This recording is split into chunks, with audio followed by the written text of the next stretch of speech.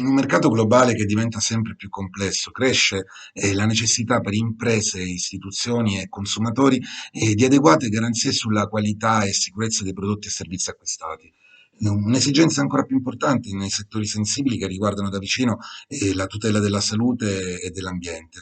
E per questo motivo tali prodotti vanno certificati da laboratori accreditati. Accredi è l'ente unico italiano di accreditamento e fa capo a importanti ministeri quale difesa, ambiente, sviluppo economico e dell'interno. Un ambito, quello in cui opera, in cui la ricerca e l'innovazione tecnologica giocano un ruolo fondamentale.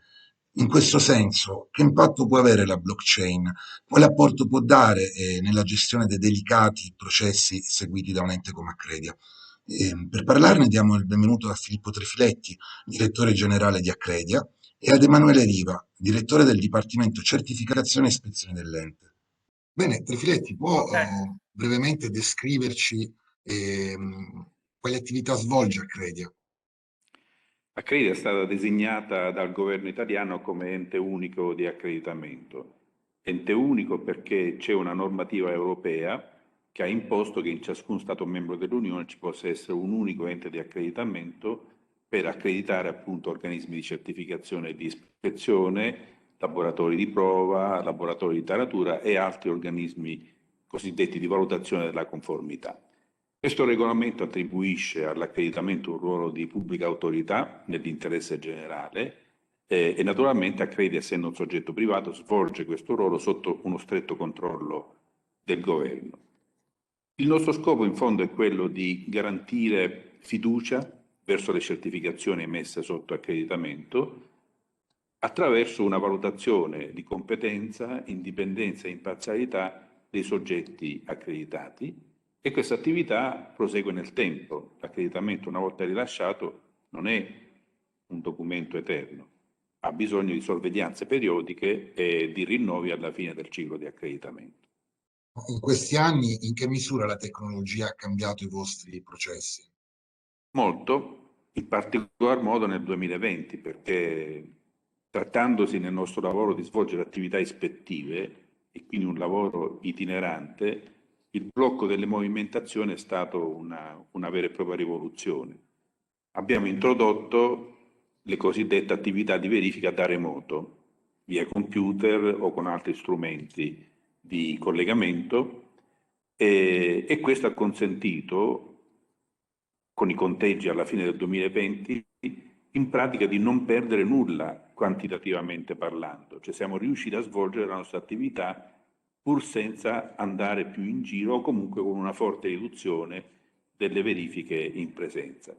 A fine 2020 le giornate di verifica svolte in presenza sono all'incirca il 20% del totale. Ma dico di più,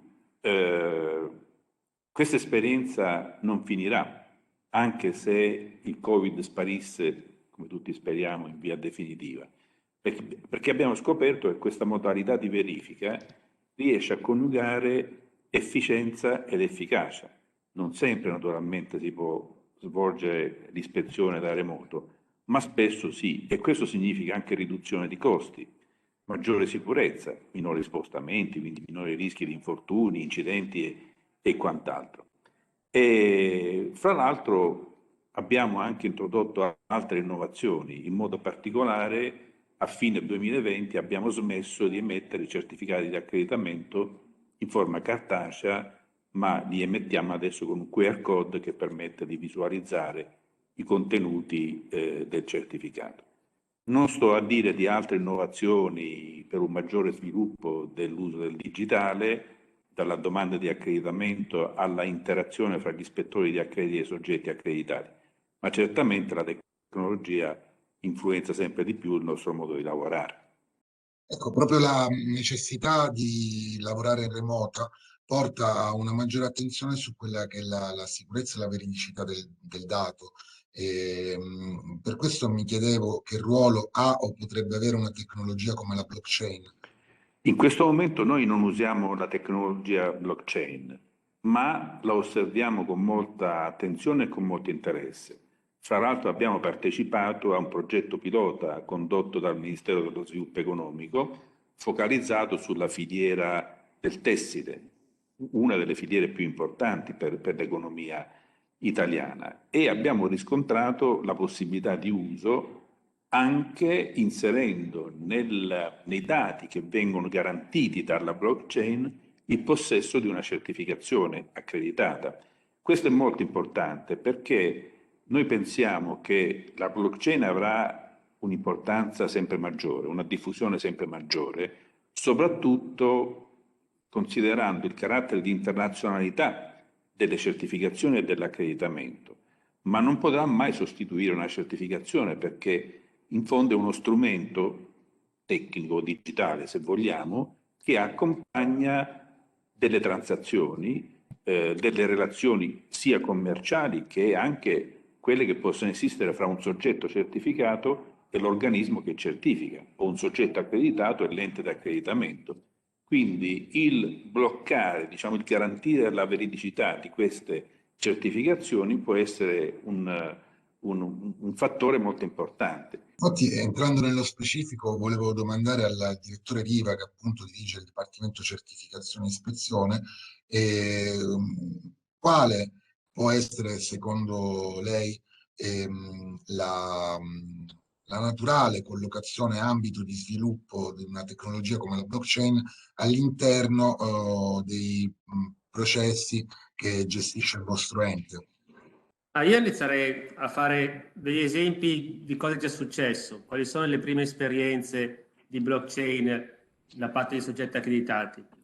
Intanto diciamo che il filone più importante è quello sulla tracciabilità.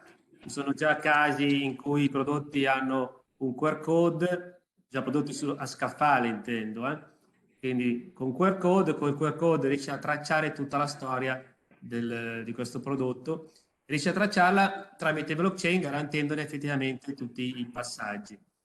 Questo diciamo che è l'esempio più facile e di cui abbiamo già esperienza.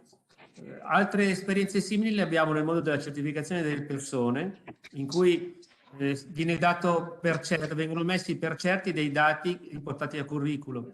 In questo modo chi dovesse appunto contattare una persona avrebbe la certezza che alcuni degli elementi presenti nel curriculum siano effettivamente corretti e certificati o comunque garantiti da una catena di altri, quindi un valore certo riconosciuto dal soggetto poi che magari ha rilasciato quell'attestazione, il titolo di studio, la laurea e così via. Un altro filone molto importante è quello della verifica degli smart contract, in cui gli organismi si stanno un po' ponendo come un soggetto che va a valutare la correttezza di questi smart contract.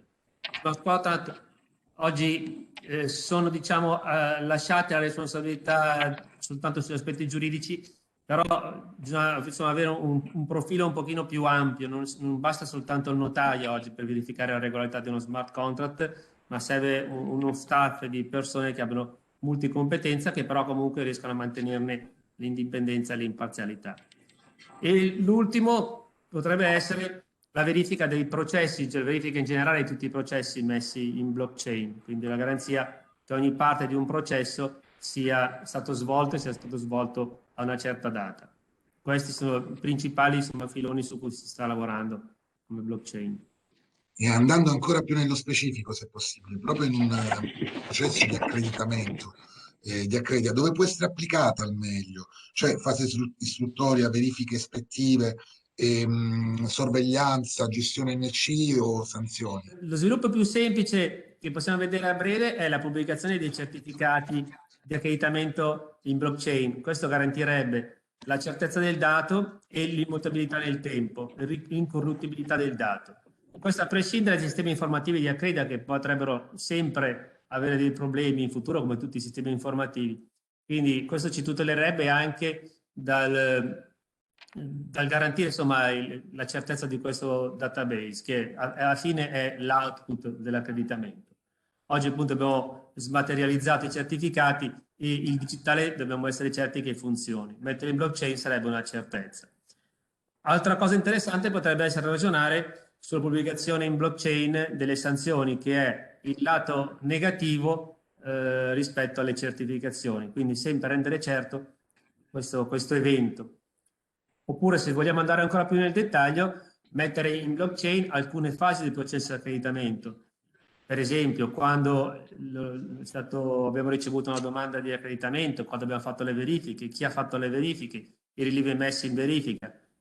Bisogna appunto capire qual è l'esigenza di fiducia da parte del mercato. Quando ci renderemo conto che il mercato ci chiede anche di essere trasparenti e dare certezza su questi elementi, si potrebbe ragionare se metterli in blockchain.